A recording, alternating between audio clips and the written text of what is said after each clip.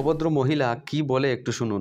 90% মসজিদ হচ্ছে আপনার অবৈধ জায়গায় দখল করে বানানো। সে বলতে চায় এই দেশের 90% মসজিদ নাকি জোর করে অবৈধ জায়গায় বানানো। এই প্রশ্নের জবাব দেওয়ার আগে তোমাকেই বলতে চাই, এই প্রশ্ন করার তুমি কে? তোমার চেহারার দিক দিয়ে তাকাইছো, তোমার বডির দিক দিয়ে তাকাইছো, তোমাকে সুস্থ মানুষ মনে হয়? আমাদের তো মনে হয় না। আমাদের তো মনে হয় তুমি ফতিতা ভিত্তিক একজন মানুষ। তুমি ফতিতার একজন ম্যানেজার হতে পারো।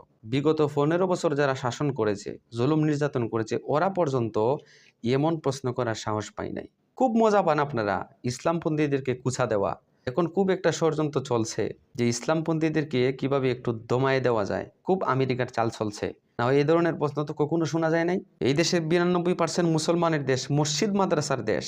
আজকে আইসা পুরুষ না মহিলা তোমাকে চেনা যায় না, আজব একে প্রশ্ন করে বসলা 90% মসজিদ নাকি অবৈধভাবে বানানো। আর এই প্রশ্নের জবাব তোমাকে দিয়ে আমরা সময় নষ্ট করতে চাই না। এই ধরনের প্রশ্ন যদি করতে চায়, ধর্মীয় কোনো পণ্ডিত, কোনো মুফতি কথা বলার অধিকার রাখে। তোমার মতন ফতিতার ম্যানেজার এই ধরনের প্রশ্ন করতে পারে না। এই দেশে কত জায়গা জোর করে দখল করে নিয়ে যায়, বিল্ডিং বানায়, ক্ষমতার দাপটে, টাকার দাপটে। এই ধরনের কোনো রিপোর্ট দিতে পারো না?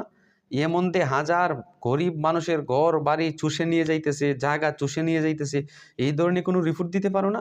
শুধু মুসলমানদের ধর্মীয় জায়গার মধ্যে আঘাত দিতে বড় মজা পান, তাদেরকে কুচা দিতে বড় মজা পান।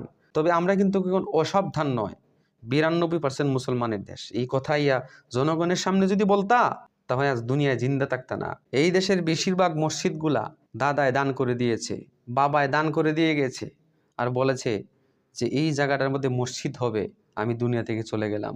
এইভাবে বেশিরভাগ মসজিদ দান করে গিয়েছে আমাদের পূর্বসূরীরা। তুমি কোত্থেকে জানবা? তোমাকে তো মনে হয় না ইসলামের ধর্মীয় বিষয়ে তোমার এমন জ্ঞান আছে। তোমার চেহারা সুরতে তো বলে না। কাজেই মুসলমানদের ধর্মীয় অনুভূতিতে আঘাত দিয়ে রেহাই পাবা না। সাবধানে কথা বলবা। প্রিয় দর্শক, ভিডিওটা শেয়ার করে দিবেন।